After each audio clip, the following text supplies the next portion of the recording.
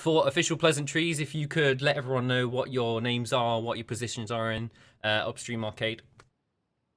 Yeah. Okay. So, well, I'm Adam. I'm the programmer and designer at Upstream Arcade, and Yeah, I'm Imcan, or Imi for short. Yeah. Yeah, I'm artist and also design at Upstream Arcade. yeah, we're the full timers. We're the Yeah. grinders. Oh, so you have more guys as well. Yeah, we got a couple of we got some part timers who are helping out. We got a really talented animator and a really cool writer as well. Awesome, awesome. So yeah, it is in fact some of the same team from Marvelous Mistake are on Yeah. this project All right, fair as well. enough. Sweet. So a question that I always get asked, and I always ask people at my other job, is did you have a real job before you started into game design? So like, I work in education. One of the guys at work used to randomly do Unix development and server maintenance and all this other stuff. So did you guys have anything beforehand, like waitering or whatever? Oh wow, well that's a long time ago now. We've been making it for Yeah, 14 years. How old? 14, yeah, 15 years. 14, A long 15 time. Making games a long time. Yeah. And I started in the games industry straight out of uni.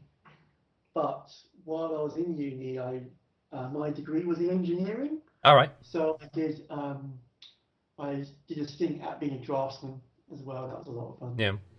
Um, and before that, I was just doing like bad. I was doing jobs badly. So I was in retail, and I had a job where I cut up tomatoes. Like the ones you get on the store. Yeah, yeah. I did that. Worked in a factory cutting the flash off moldings. Just jobs that I wasn't very good at really. What about you, Winnie? Yeah, so I studied architecture, so something completely different. Got into 3D graphics through the architecture course, and then after I finished first degree, I worked a little bit as an architect, and then did computer animation, and then from there I sort of got into games. So straight after that, but yeah. What got you guys into the game industry specifically? Because like you said, you started in architecture and you did sort of rendering programs, perhaps something like that. So did you guys play games? I know that not every developer actually plays games all the time, and they didn't necessarily get into game development because of that. But what sort of got you into it, and was it games in the first place, or was it just sort of like a career path that made sense? It's definitely the former. So Yeah, yeah, when when I was a kid, when I was 10, I really wanted to make computer game graphics as a job, and I'd be like, oh yeah, I'd like do drawings out of graph paper. I make the sprite sheets on graph paper of what my game would look like, stuff like that. And that was like back in God's sake, that was like late 80s, early 90s, and there was no such job. Like no one, if you were going to make a game then, I don't think there were such a thing as video game artists yet. So, and when I went to university, there wasn't a single game development course that was directly about that. So really, it was a case of, although I was doing engineering, my dream job was to make games, yeah, and I learned programming when I was at university, but also like computer-aided design as well. And both of those things were like gateway skills yeah. to get into games. And I just really pushed my luck for my internship, and just went to loads and loads of companies to try and get some, some experience there. And I was lucky to get an internship at Bullfrog, and that's where I kind of learned a bit more, and then that got me a step up to try and get into other studios. But it really was to do with wanting to do games more than anything else, Yeah. even though there wasn't a clear career path to do it. What about you? Yeah, I mean, for me, it was when I was at school. Me and my mates always drew sort of comic books and had ideas for computer games and stuff. But I always had in my head that I really wanted to do architecture. But then after finishing the course and then working in an architect's firm for a while, I found out, well, it's not as creative as I was hoping it would be, and that I'd rather do kind of sci-fi fantasy stuff or cartoony stuff, and architecture really didn't do it for me. And There's not many houses like that. are there? And now you make so Art Deco post boxes. yeah. Yeah, so kind of that's where it kind of changed for Yeah. me after working. Where does the art style come from? Because in a weird way, it reminded me of like the Grand Budapest Hotel in that bizarre little tall, sort of the way you look at things. Because nobody else uses that art style, I don't think. Yeah, I mean, when we sort of started looking at the art style for the game, I think that there was an influence of Marvelous Mistake Yeah. initially. There was also, because of the kind of superhero stuff, there was a bit of influence of The Incredibles as well. That kind of the really simple lines that they use in the concept artwork. And from there, it kind of, we wanted kind of 60s and 70s and vibe as well. So we brought in the color on top of that. So it's got a vibe of a bit of Art Deco, Yeah. but at the same time, it's got the color and vibrance of what the 60s and 70s are about as well. It's a bit of a mismatch, isn't it? Yeah, but it kind of. They actually sound like we had some kind of plan. Yeah. Where did you start working when you did computer games design? Did you start working for a company in an office, or did you start working from home, or was it sort of like an in between, a temporary sort of thing?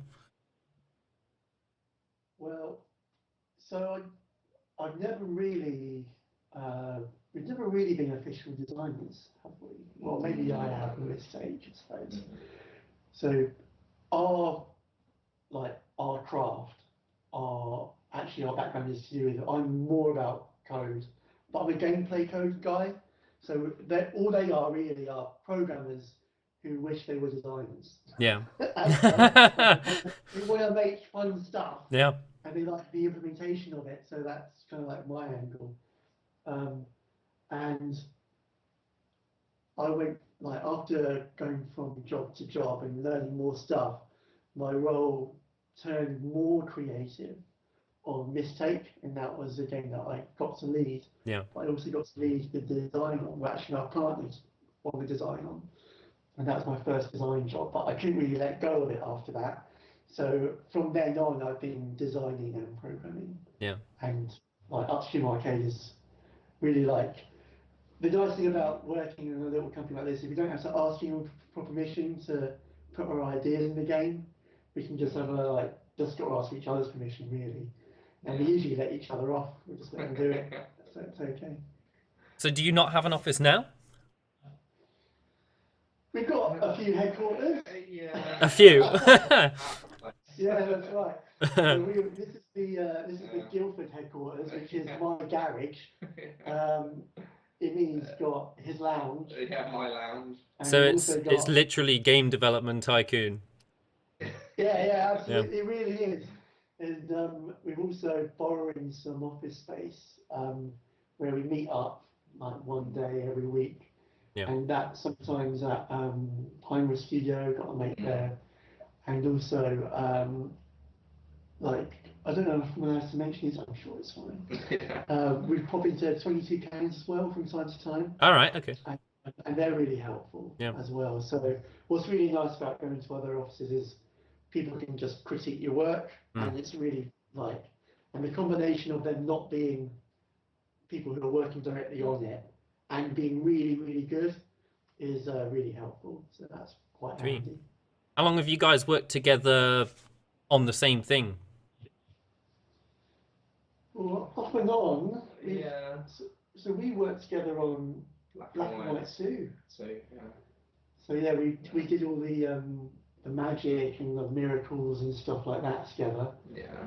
And then we also worked on Fable 2. Yeah, but kind of separately. Yeah, that time. And then we also worked at be another Turbo thing. together for a bit. Yeah. So yeah, this is like our 4th project together. But it's always been off and on in between all of those. We've, like, one of us has gone somewhere in between. Did you always envisage that, like, after working on 4 projects together, that did both of you think that you were going to go solo with your own studio, or was it one of you that wanted to go with it and the other one said, you know what, this is an awesome idea, let's do it? I think it was a bit of a joint one, really. It was kind of, it got to a natural point where I think we had the confidence to go it more alone and start to pursue that properly. And that's, so it's kind of an evolution, really. Yeah. I mean, prior to this, I've tried, like, with a friend from university and stuff, to do like game development on the side as well as working, but for both of us it was kind of difficult. So I've tried it and always wanted to try to do something, and this opportunity, Do it full time. do it full time, and this opportunity came for us to actually do it full time, and that was the awesome thing about it. How different is it working on your own as opposed to under a company? It's great. Okay.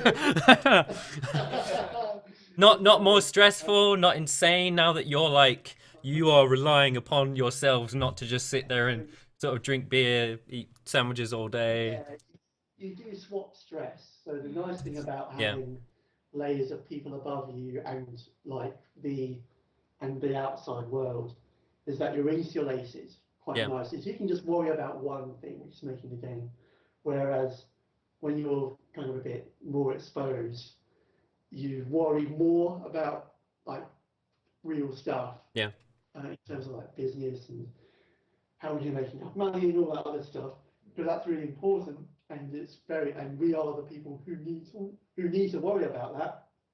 But what we have traded that worry for, what we don't have to worry about, are large numbers of people with kind of a creative stake in the game, who will.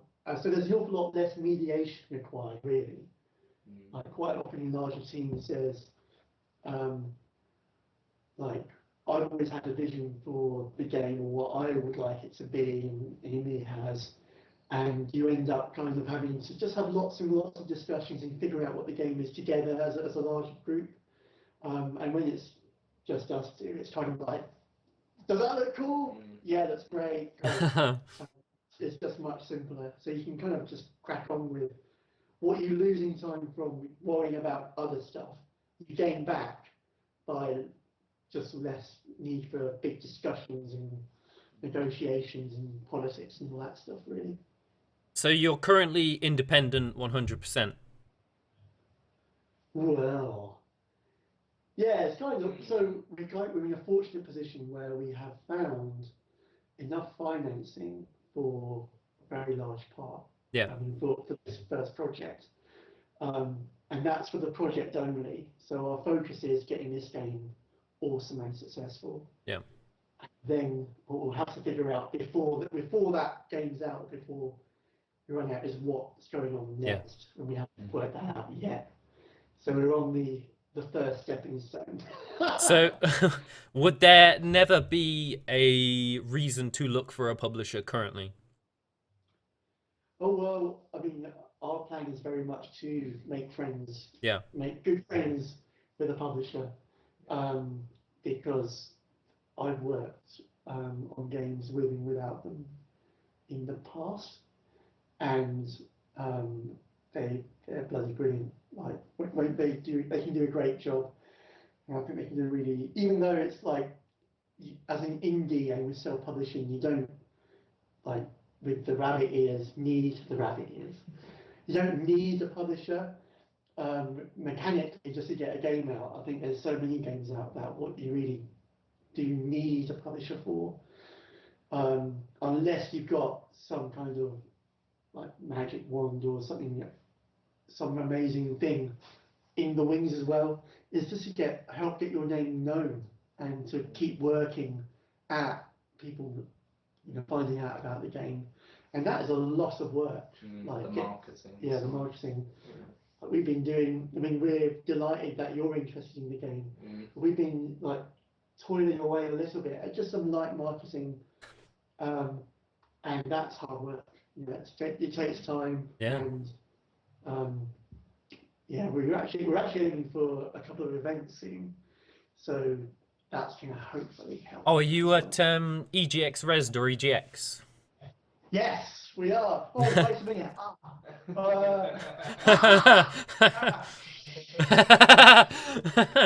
We used to talk about when this interview comes out. This is like the worst interview. Well, maybe we are. Maybe. Yeah, because I was debating on whether should I go to EGX Resd or should I go to EGX, and I thought, I know, I'll ask those guys, and then I'll make my decision from there. Yeah. Okay. So yes, we are. Yeah. We're aiming to go to, and also Insomnia in 2 weeks' time. All right. Yeah. So we'll be at both of those in the store. So that'll be a really nice test of how people play the game. Why aren't they playing it how I play it? all that kind of thing. You're playing it wrong. Yeah. I feel like playing it. So that's going to be really handy. I'll be stressed out. That'll be like it going live for the first time, really. Have you got your booth set up? We've got a poster. We've been toiling over. Poster. We've got a poster. We're gonna get some stickers. We've got some t-shirts. It's gonna be all right. So yeah, it should be good. The posters look really good. Well, actually, it does look really good. Just in the last few bits. Yeah. So, How has, because you're independent and you're basically sort of just doing things by yourself, how has it affected stuff like at home? How interested is your family and friends in your little solo adventure as being your own studio? Has it sort of affected anything in that terms? Has your family been like supportive? Do they understand? Oh, you go first, Jimmy. Okay. Yeah, I mean, my wife was initially worried about the whole thing, just from past experiences and stuff. But I think since we started and things have, she's seen the game develop and things, she's a lot more comfortable with everything. She's getting more excited. Yeah, she's excited about it too, and feels that we're definitely as a team like really gelling and we're getting stuff done really well and stuff. So that's good. So that's been really helpful, especially from a morale boosting point of view from that side. That's good. Yeah, my family have been really supportive, to be honest. Like it's really nice. They've helped make the office and listen to me whinge about how I don't understand how this tax stuff is going to work and all the other stuff. So that's been really nice. Yeah, they've been great. Do you think they now look at games as a media, as a more serious piece of media, now that they see you doing it as like a full-time, fully blown job? Or do they still just think, it's games, it's easy stuff? No, they still don't dig it. Like, my family are very polite.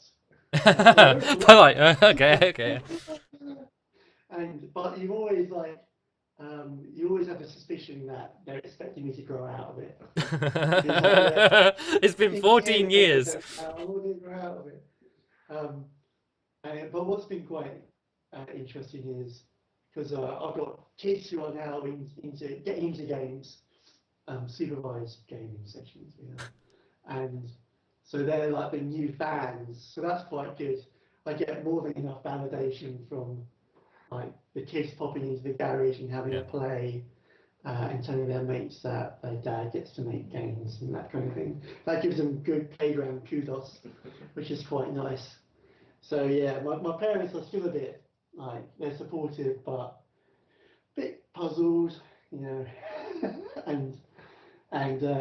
Liz and my wife and me always have like a lot of discussions about it as a medium and it's kind of its status, or how much status it should have, it does have, it will have as a creative medium. And yeah, so that's always going on, really. Was there ever a point? I mean, it sounds like things have been relatively smooth from start to middle, I guess we're at. Has there ever been a point where things were not looking so great since you went solo? Well, it's been hard work. Like, yeah. Making posters. It's been ill. Yeah. It's hard dead. But that's not been great. We got to Christmas pretty worn out. That's kind of it. I mean, to be honest, it really is just the pressure of just really trying to get stuff done, and also, so that's kind of hard, and also spending a lot of time out of your comfort zone is quite tricky as well, because I'm really, like, when I'm coding away, that's kind of interesting and fun and not massively difficult.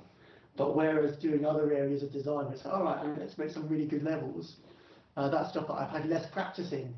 So making levels is actually quite hard work for me. Yeah. So that, and there's no one else that is doing it apart from me at the moment. So it's something that I can't just fob off to someone else, or I can't just make some gameplay system and say, well, you go and balance it. I'm going to make some more systems. When in doubt, root. That's right. Oh god. So that's kind of hard work.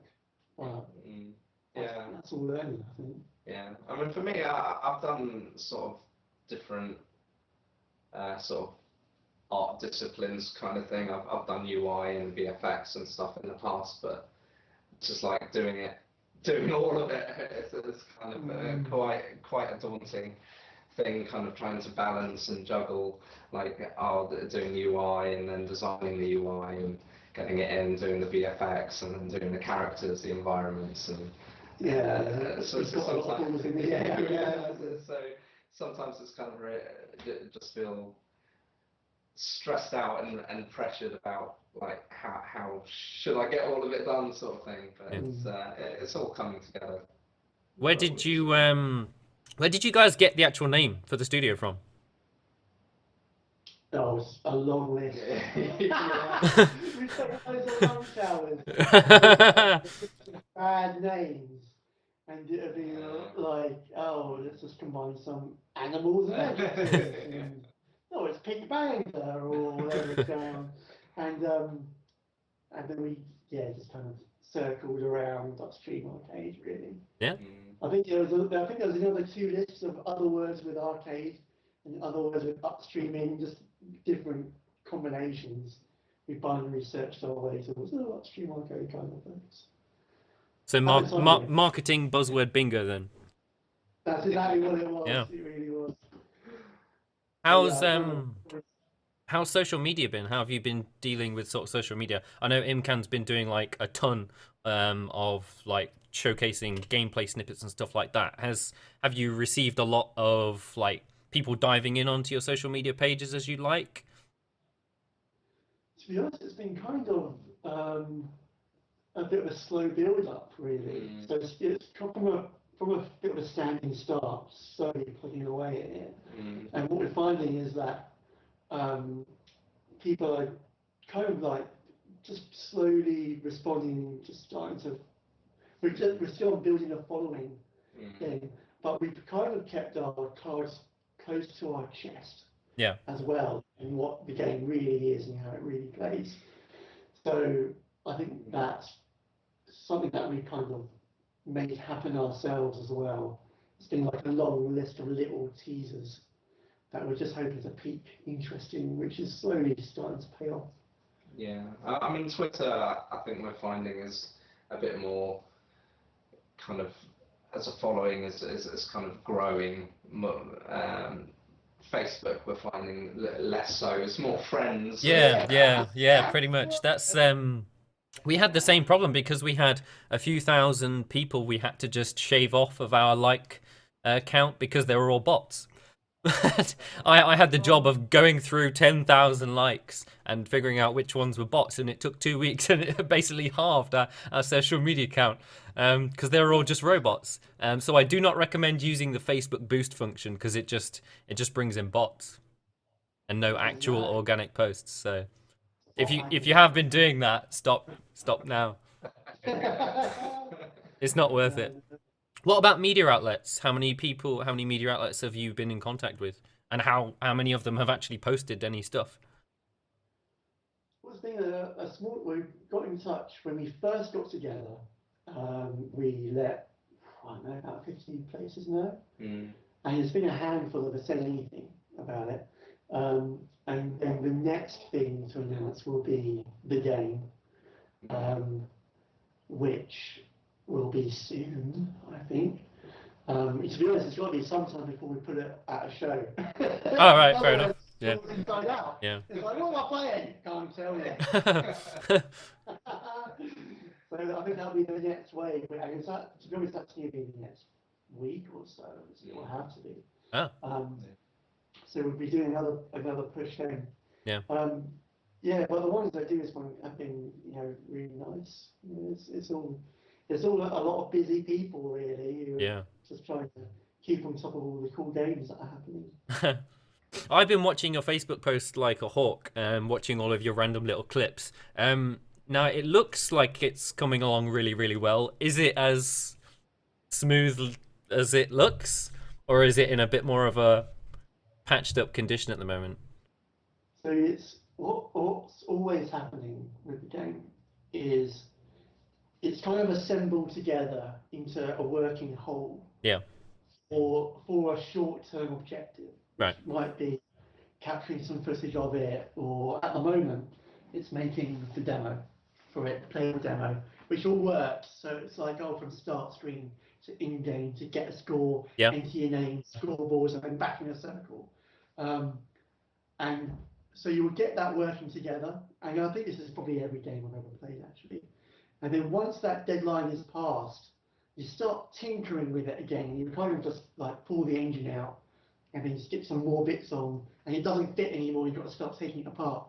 So it spends about a quarter of its time working as a whole thing, and the rest of its time is in bits on the floor. Just like, all right, well, that's kind of working over there. There's some new characters over here. We've got some bystanders, but they just run away from everything, so they don't quite know what they're doing. So it's always doing this really. It's going, new stuff, put it together. New stuff, put it together. New stuff. So it's at the moment we're on the pull it together again for the demo. So hopefully that will be coming around in another week or so. Yeah. But also what we're doing is I'm sneaking off and adding new stuff on the sly. So no, oh god, it's broken. What have I done? Please delete this. Yeah, absolutely. That does happen a lot. So I do find myself putting the rug out from myself basically. Yeah. With the new systems that I put in, it's all this other stuff isn't working anymore. But that's very much the nature of getting stuff and working early. You end up making the same thing twice. I did say it once. I say it quite bitterly, which was if something's worth doing, it's worth doing twice. And that was when I was forced to do something again. It actually turns out to be very true. Like what you want to do is hack it in straight away to check that it's actually worth doing in the first place. And then once you've done that, it's all right, I've hacked it in. You'll then think, actually, I better systemize it and make it a proper working, non-crashing pile of rubbish. And so that's always, making it the second time properly. So we're always making stuff for the first or second time, and because of that, it's nearly always in a degree of brokenness. Less broken than usual. Having said that, compared to like some bigger projects I've worked on, which the status quo has always been, you cannot play the game. Yeah. It's always just in 1,000 shards. Floor. And then every now and again there'll be like a demo where people there'll be a company-wide email where it says, "Okay, everybody, it needs to work," and then people kind of put it together over the matter of months, and then it breaks again. Yeah. Afterwards. Yeah. Does your project possibly have a name yet? It does. It does actually. And is that going to go public at Insomnia or? Well, I tell you what. Oh, I feel like a real tool trying to juggle this a little bit. So it does have a name, and it will be announced very soon. And I tell you what. I feel awful. It might be a little bit the interview as I learned it. Can we just cut this bit the interview out? Yep, we can cut whatever. I feel awful. What you should do is you should just tell me a name that makes absolutely no sense whatsoever, and then I'll announce it, and then you make me look like an idiot. Yeah, I don't want to do that. You're the nicest person he's talking to. Don't want to muck you around. So I can tell you. No, this is the wrong way to do it, isn't it? Oh no, you don't have to tell. You don't have to tell me the name on an interview. It's fine. No, I want to tell you everything about the game. This is the best interview. So what can we tell you? Actually, have we got questions about the game? Because we can tell you stuff about the game. You can. What we can. Okay, I'll tell you what. If we should kind of publish. Well, we're not publishing this. I'll tell you what. After the name is announced, because then. Oh, how are we going to do this? I feel like such a prat. How about this? I feel really ashamed of myself. But it's your baby. You got to be proud of it. I know. I just okay.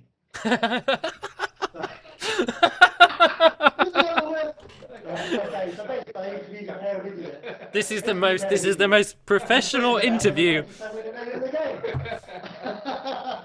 Right. The name of the game is Deadbeat Heroes. Oh, okay, all right, okay, yeah. Right. So it's actually his idea, and it's pretty cool. It's a game set in the 60s/70s. Oh, sweet. Okay. Which is the Silver Age of comic books. If you read comic books, Yeah. Silver Age, Spider-Man came out, Silver Surfer, second generation. Everything before then was a lot more hands on the hips, monologuing, kind of flamboyant, kind of really bright color. Still a bit wacky, to be honest. 60s, 70s heroes, but a bit more subversive. And the idea is we try and take the setting of the Batman TV series, which is all like the kapow, over the top, holy whatever it is, Batman. You gotta leave your phone to me. And we try and take that and subvert it. So the idea is that all these superheroes from the Golden Age, who are all capes and big, lantern jawed, they're all famous. Maybe they're all celebrities now. But the villains finally got organised and started dishing out their powers to like the criminal gangs. So now they've got loads of proper bad people who shoot to kill. They don't monologue quite so much, and they've now got superpowers. And this new wave of crime is totally wiping the floor of all the old superheroes. So they don't know how to deal with it anymore. They're not playing by the rules. And out of desperation, one of the characters is something that we call Captain Justice. He ends up putting together a new crack team of heroes who don't have powers themselves, and he kind of gives them some prototype rocket glove, which is kind of cool for two reasons. Well, like, the first reason is It looks like it's a magic rocket. art. There's a bit of magic art. And yeah, the cool thing is it's a rocket class, so they can like fly around a little bit, like dash around and Yeah. stuff with it. And the other cool thing about it is that they can steal powers from other people and borrow them for a short time. Oh, so that's going to tie into the gameplay elements. I see. Okay. Okay. Yeah. So in the game, it's all about dodging bullets, stealing powers, and cracking wires, really. So you've also got to show off and be as cool as you can as you're doing it. And that's what you're like, Captain Justice calls the gang deadbeat heroes, because they're a bunch of deadbeats. Yeah. So as he's concerned, they're not proper heroes. But you are! You're Excellent. awesome. Sweet. Fantastic. Exclusive. How are the levels going to be sort of almost self-contained, similar to Marvelous Mistake, or is it going to be kind of like a, how can I think, like a Lego console game where they're sort of slowly but surely evolving? Oh, I can remind me. So we're hoping for still quite nicely contained levels that you can power through in like sub 10 minutes. Yeah. When you're good. And we're still actually trying to figure out exactly how we're going to make them as well. So will it be procedural? We're not sure yet. Will it be like custom fitted to get like kit bash together from other levels? We're not sure yet either. We're still trying to figure that out. So the demo is going to give us a good feeling of that kind of pace. Are you thinking masses of enemies for a wide AoE explosive sort of thing, or are you talking sort of just almost linear, I guess? So I would like, we want to push it towards more as much as we can. Having said that, we also want to have like really cool gameplay where you can absorb a scene and understand what's going on. Like, oh, there's bullets, I'll dodge it. This like precision, some kind of precision in your movement or whatever. That's exactly it. So it's not just about going and like, keeping a big gang away. When you haven't got a superpower, you are fragile. So you want it to feel like every enemy is a real threat to you, and for you to care about them. Having said that, when you've got the power, you also want you to go have the exact opposite feeling where it's like, great, let's kill everybody, laser eyes, zoom, or whatever you can do at the time. So we want to push it as high as we can without it feeling like it's just getting swarmed, you can't understand what's going on. Your art style in most of the games I've known you to work on has always been relatively similar throughout a lot of your games. I don't know whether you've started thinking about your next project yet, but will you continue to make that sort of art style, like as the Upstream Arcade brand, or can you see yourself escalating into some weird territory of graphics that maybe forces you into a different genre of game, as opposed to like a top-down action game? Would you perhaps think about side-scrollers? Would you maybe think about, I don't know, sandbox, open-world, crazy stuff? And would that then change your art style? Or are we going for a Upstream Arcade, this is our brand of game? That's really weird, actually, because like the common thread between Mistake and this game is actually me and not Imi. So I guess I must come along with a load of visual back that Imi has to like deal with. Subliminal messages. So I mean, I certainly not something that I'm consciously attached to, but I think Imi's going to shake the old habits out of me. Well, I mean, I think for this particular project, I think the art style we've gone for is the right one. We felt from the beginning, and I guess we just wait to see what the next project is, and just look at each project as it comes and what the art style might suit for that one. Really. Yeah, absolutely. I think so. That's the right answer, isn't it? No, we're stuck in a rut. As like a side thing, there was a couple of articles that were released in the last 2 weeks about the way indie developers had priced their games. And Oh yeah. a couple of the things was with one of them was with Firewatch, which someone said, "Oh, this game is £22 and it's only 2 hours long, overpriced, blah blah blah blah blah." And then there was another game which was perfectly reasonably priced that I thought, but a lot of people said again, this game is only an hour long, blah blah blah, it's overpriced. Now, a lot of developers have come back and said, well, length of game isn't necessarily directly linked with the price. It's how much you have to pay to live, basically. And Oh, I see. Yeah, yeah. what are your thoughts on? Do you have an idea of, yes, indie games should be priced within these margins, otherwise they just aren't big on the uptake, or are you of the mind that whatever it's costing you to make the game, that is what you're going to set your price at? God, I don't know. Like our pricing. I mean, to be honest, I'm not really able to talk about our personal pricing Oh no, strategy. yeah, I'm sort of broadly, like I'm personally very happy to, like, if I get a few hours of good fun out of a game, I'm very happy to spend 10 quid yeah, on it, for example. And I certainly don't begrudge like the developers for that. And I think that reflects my my personal circumstances, though. That reflects me being old, older. Like compared to console games, it's an amazing deal. So I've forked out thousands of pounds over the years on console games, which are like ridiculously expensive compared to indie games. Um, so anything less than 20 quid feels like a pretty good deal to yeah, me. yeah. And certainly when you've got some fantastic games like Crypt and the Necrodancer, Yes, which yep, is just amazing. has so much to give. Yeah, Like it's such a really endlessly replayable game, which I think is fantastic. I think like I'd be very happy to pay £20 for the amount of fun that I've had out of that, yeah, like easily. So I think at the moment, I think indie games to me are really really good value.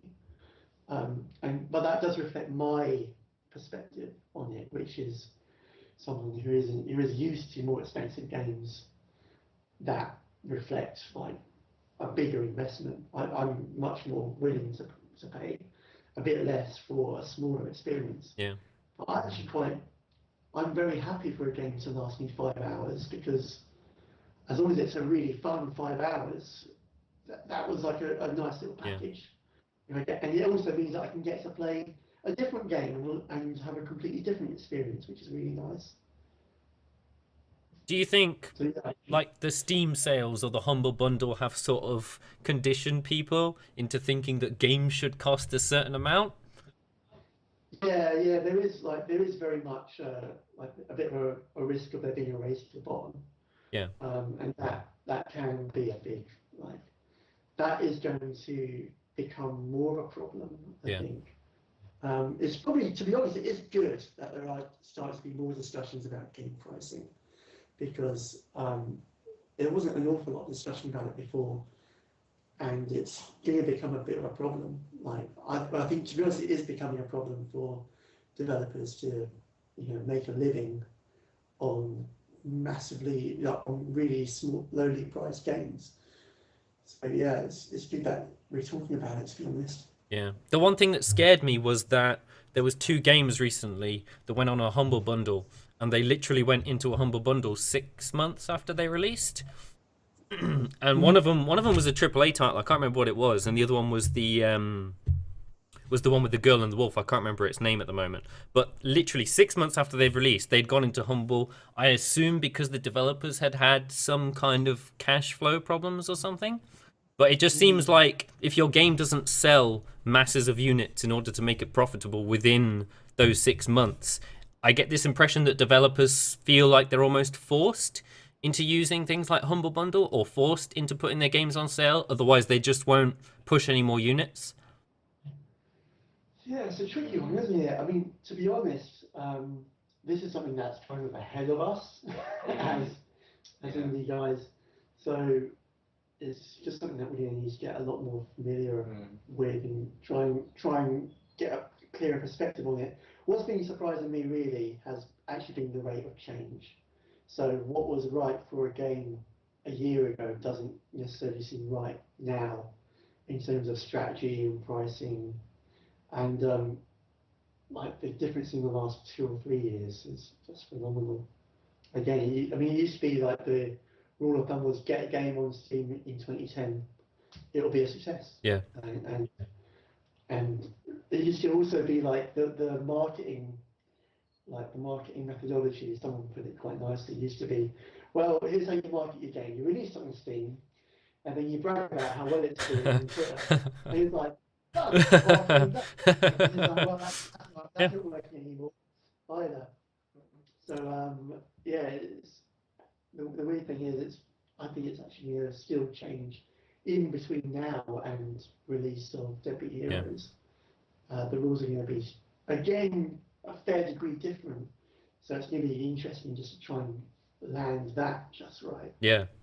What storefronts will you guys be using? Are you going for just Steam, or are you going for things like GOG as well? Because I know a lot of people seem to be diving onto the GOG DRM-free bandwagon. Yeah, so well, because we're still trying to figure out who we want to work with, I really don't know. Oh. So it's one to, that'll be one to announce later on, I think. Yeah. I'm afraid, yeah. So will you? I assume you'll never have to go into early access then. Again. You have no idea. Yeah. It's still totally open. Yeah. Like, we need to figure that out, depending on who we who we get on with the best. How have you guys ever like dived into any early access games recently? Have I? You know what? I don't think I have. No, not for a while. I've kind of been quite happy because there's enough cool games out there. Yeah. I'm kind of quite happy to, and also like getting involved in the development of a game is like our day job. So it's not even like I'm like, oh, this game is interesting, and I'm really interested in how people make games. I get involved in the early access. Yeah. So, like, as a game developer, early access doesn't have an awful lot of appeal, apart from if the game was so mind blowing that I was desperate to get my hands on it. Do you think developers would pick up an early access title and then start smashing on their keyboard saying, "No, I could fix this"? It's a bit of a busman's holiday, yeah. It's like, oh, where's your vote database? That kind of thing. Yeah. Oh, yeah, absolutely. What do you think of it as like a sales medium? I actually think it's a lovely idea. I really like it because like it's what I think it's kind of like the equivalent of director's cuts to some degree. Yeah. Not director's cuts, DVD extras, where people start to talk about the process of making a game. And I think early access is a really nice way of starting to demystify that. Yeah. As well, a little bit when people start seeing how games before they're properly finished, or see how stuff gets added on. I think that's just great generally for gamers to start to grok that, because I think all great developers are gamers, anyway, and it's just good for everyone to try and learn from each other, and early access is a great way of doing that. What games have you guys actually been playing recently anyway? Yeah, I mean, I've been playing a bit of Batman. The broken one, or sorry? The broken one?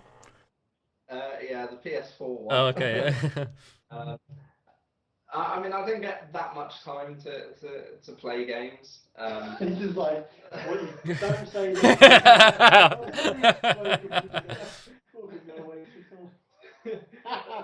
I mean, most of the time I end up buying games and they're still wrapped up and they're still in the cupboard and they're waiting to be played. I've got tons of PS2, PS3, and now slowly PS4. Disgraceful. I think the last one was there was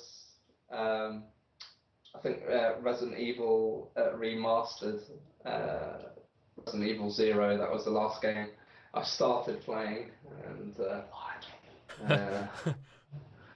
was it. That's crazy. It's weird. So I'm like my kids are now old enough that they've been sleeping through the night for years and years, years and years. So I'm back into games, like, which has been really nice. Like, the time is easy to find. And what's been taking up my time recently has actually been, even though I'm a grown man, I only get console games for birthday and Christmas. Right. Other people Okay. buy them for me.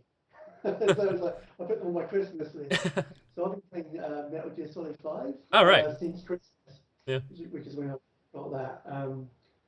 And yeah, that's amazing. It's such a impressive, like, mechanically, it's such an impressive game. As a stealth game, like, as having made, Mistake, Yeah. the the richness of the mechanics of that game is really, really impressive.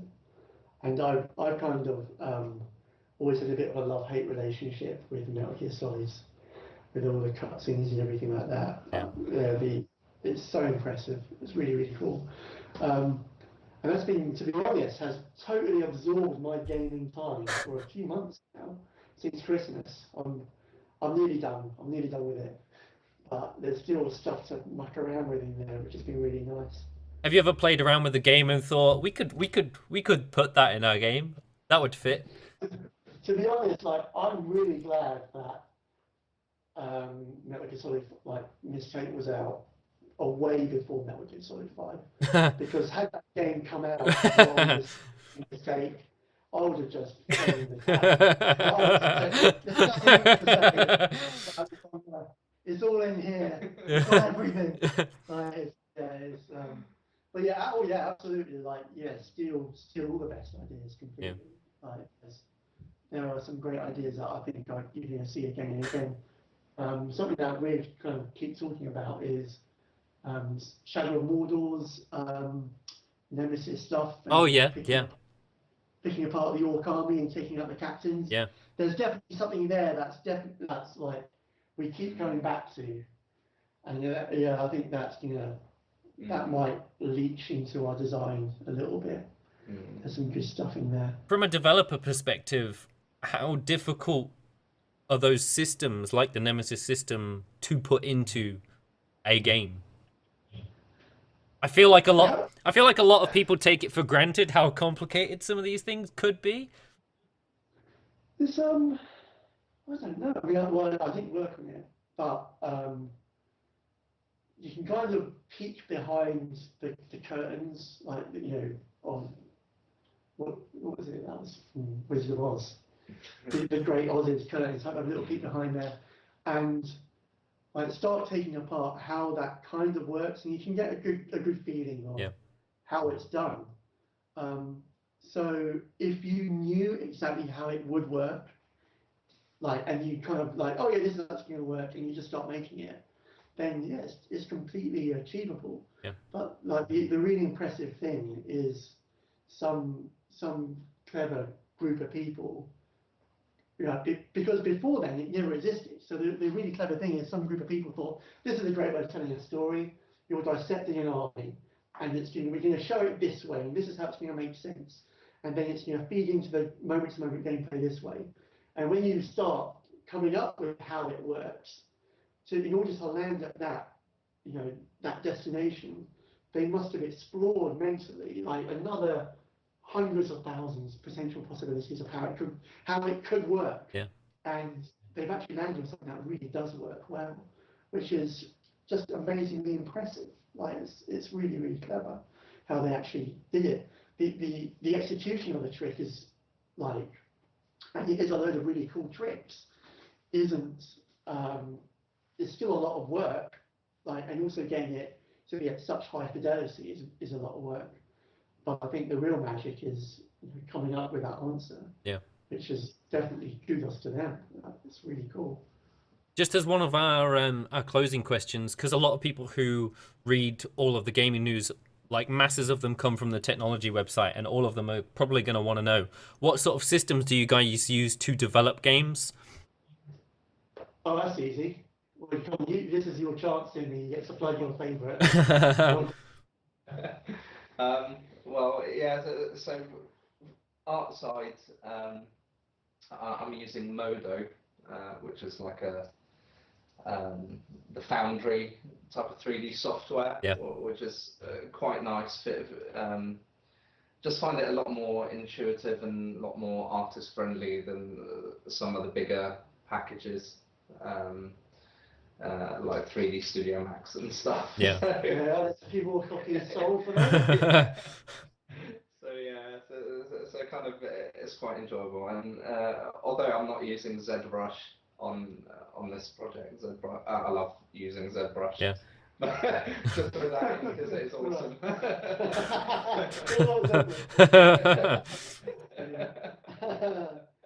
So yeah, what else we using? We're using for the main game is Unity. For our source control, this is where we're getting really boring now. Source control, we're using GitHub and GitHub for desktop because that's much easier to use. And we're using Trello to try and keep track of all the jobs we got to do. That's pretty much it. Yeah. I'm using my text editor is Sublime Text 3, which is lovely. Oh, wow. Photoshop and Illustrator for concept side. That's all right. I think it's getting like, all right, that's enough.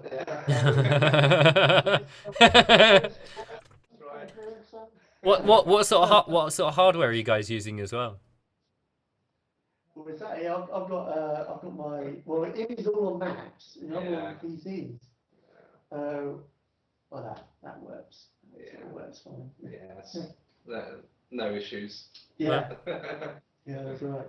Fair enough. I'm sure there'll be plenty of conversation on why you guys use Macs, but never mind. We'll just have to deal with that. Oh, I'm always having to go at him.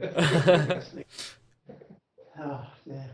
Anyway, so before we finish up, is there anything you guys want to ask me at all, or for you guys just to say to anyone that's reading or watching? Well, please, we are always looking for people to play builds of the game, and soon there will be a more stable version to try. So if you are interested in helping us make the game as awesome as it can be, please do get in touch. We'd love to have you guys play it and let us know what you're finding the most fun and the least fun, definitely. Sweet, awesome. Well, thank you very much for your time. It's been a pleasure, gentlemen. Pleasure, thank you very much. Excellent. Cheers. Okay.